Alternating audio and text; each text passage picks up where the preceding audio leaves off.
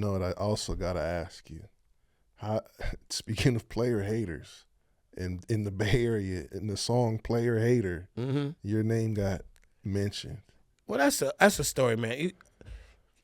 It's out there. So I'm working with Rappin' Ron and Ant Diddley Dog. My man Davey D is bringing them through, bringing FM Blue through. We all had our little thing going on. I'm trying to get Father Dime out there, Goldie, Ant Banks, Chris Hicks, had Drew Down, the Luniz. We all congregate at the same place, Too Short Studio in West Oakland on Myrtle Street. And one day, everybody knows that Rappin' Ron was the freestyle king at the time.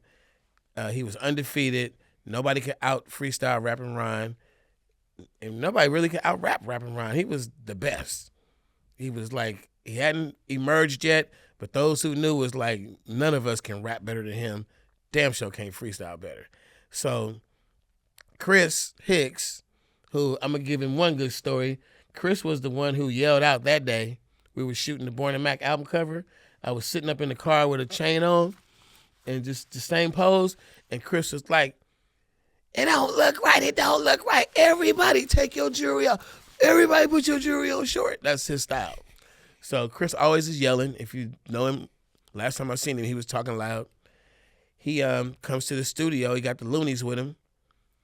I don't know if Drew was there that day, but the Luniz was there. And he was like, "Man, I bet you my guys can rap better than your guys," and just talking shit.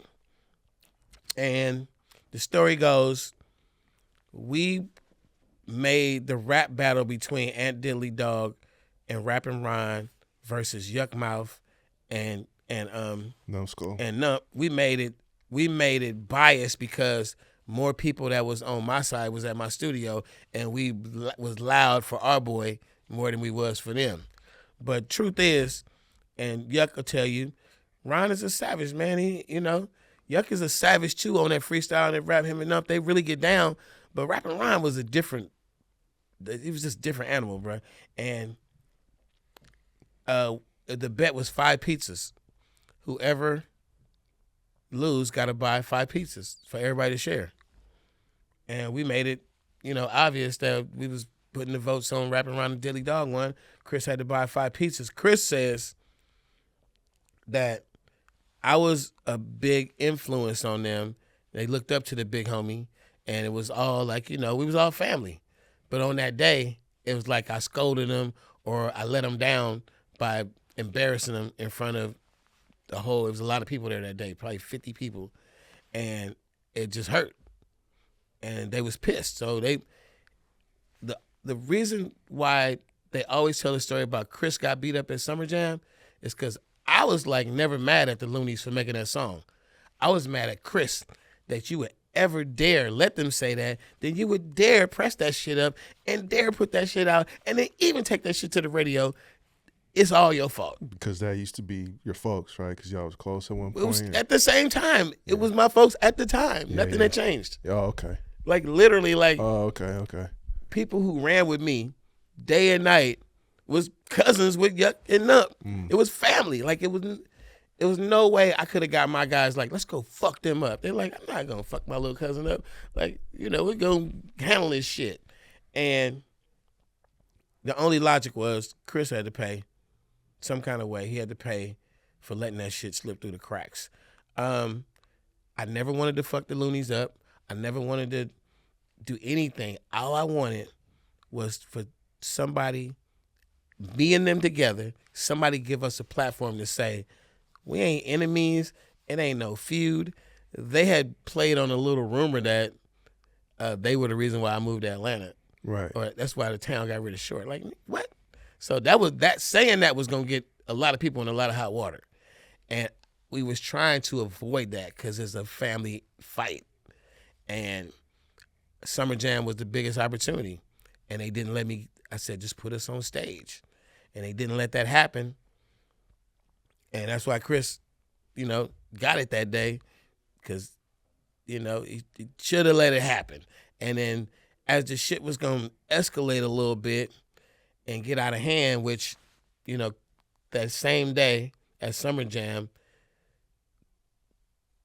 KMEL canceled the show before the last two performers could go on. The last two performers was the Isley Brothers and E40. And E40 had spent a lot of money out of his pocket to put on a really big show for the big crowd and had some props and shit, and it was a big deal. And then KMEL canceled it, didn't let him do his show. He was going to headline Summer Jam. And then they fucking set out on this campaign to make it seem like I was saying fuck 40. They had somebody fake call the radio station and said it was me. And like, man, fuck E40, man. Something, if I couldn't go on, ain't nobody going on, and blah, blah, blah. And E40 called me and asked me, was I on the radio? He said, were you on the radio this morning? And I was like, nah. He was like, you telling me you wasn't on the radio this morning? I was like, nope. He said, all right, I'm going to call you back. He called me back. He was like, man, well, somebody was on the radio pretending to be you and was saying, fuck me and all that. I was like, bro, come on now. You know, we sitting there talking. He like, I already know, I know. Like, if I said it, I would have said, yeah, that was me.